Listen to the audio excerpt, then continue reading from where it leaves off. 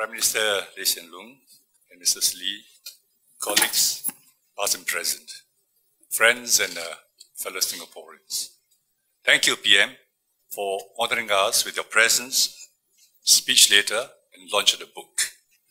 You were a stout-hearted comrade in arms and very much a part of my story.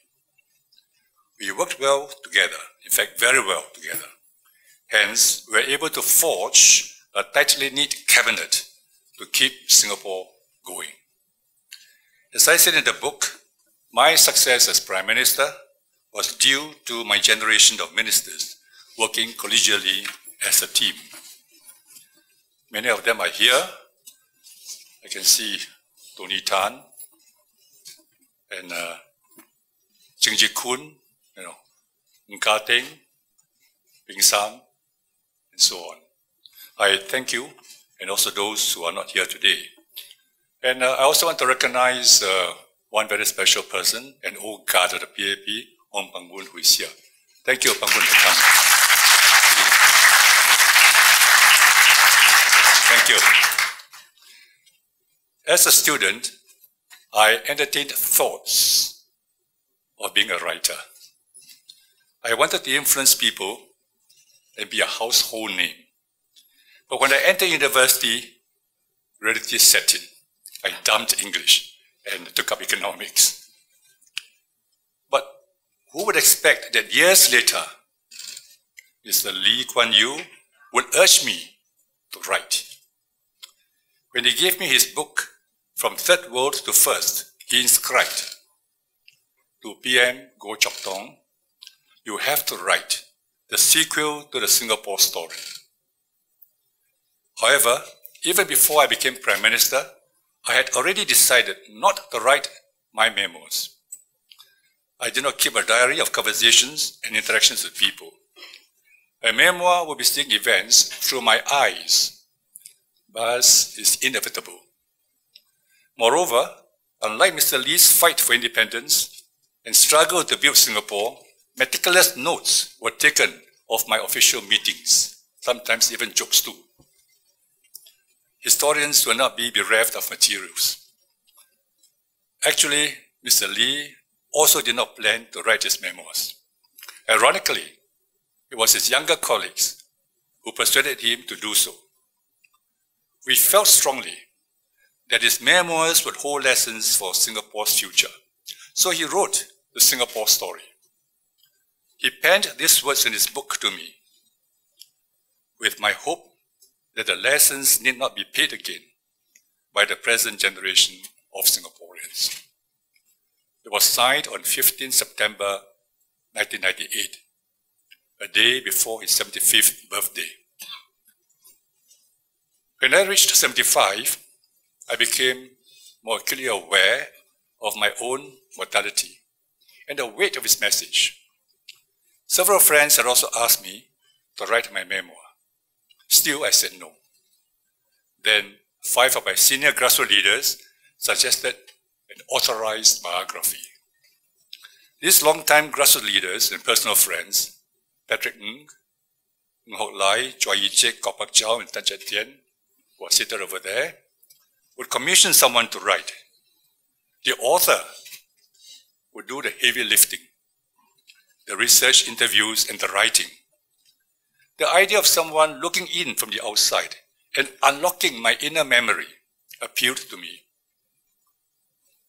Tall Order tells the story of Singapore's first political succession.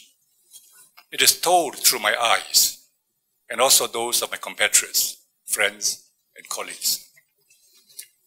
The intricacies of political succession are underappreciated and underestimated. The mentors are often more exasperated than they let on publicly, and the understudies are like swans, calm on the surface, but paddling furiously below. We are now in the midst of another generational political transition.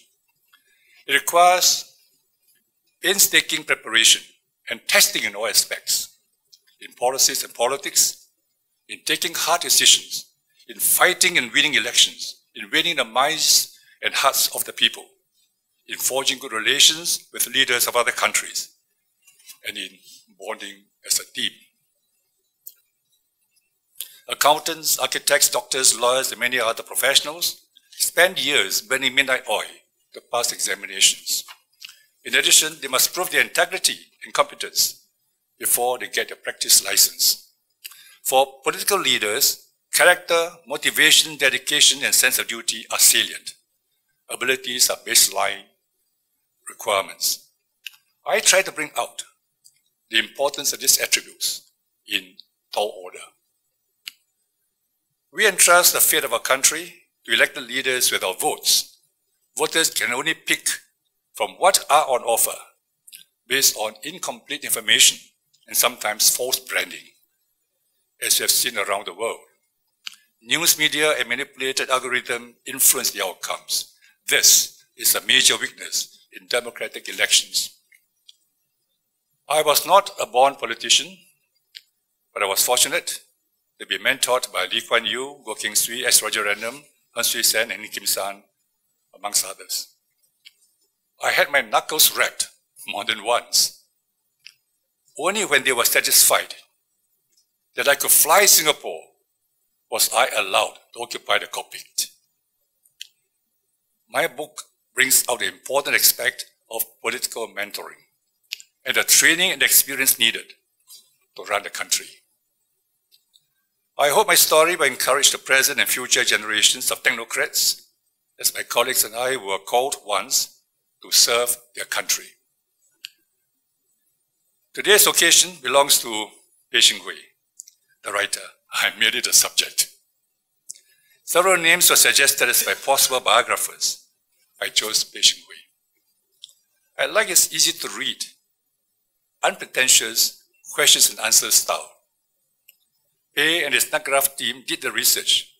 I answered his questions candidly.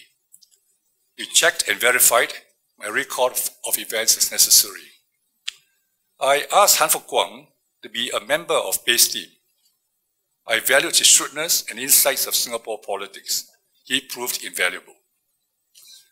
Peh has done a good job in writing up my life till November 1990 when I became Prime Minister. I'm happy with the product. Readers' feedback is positive. There will be a volume 2. In working on this book, I was helped by Bernard Toh, my special assistant, and Heng Ek Yao, my press secretary. They sat in at all the interviews. They gave useful comments. They chased up on additional materials. They poured through many photographs to select the most appropriate ones for the book.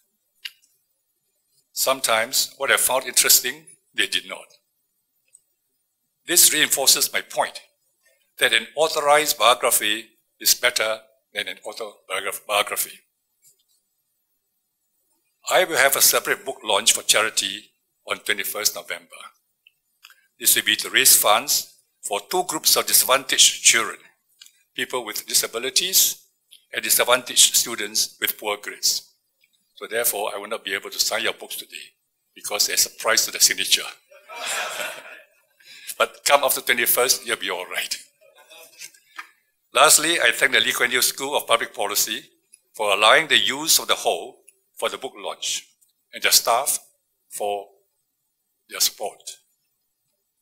I chose this place because it held special memories for me. This campus was where I studied. This very hall was where I came to collect my bursary and pay my fees. So thank you once again, Prime Minister, for your support of this book project, and thank you all for honoring us with your presence. Thank you.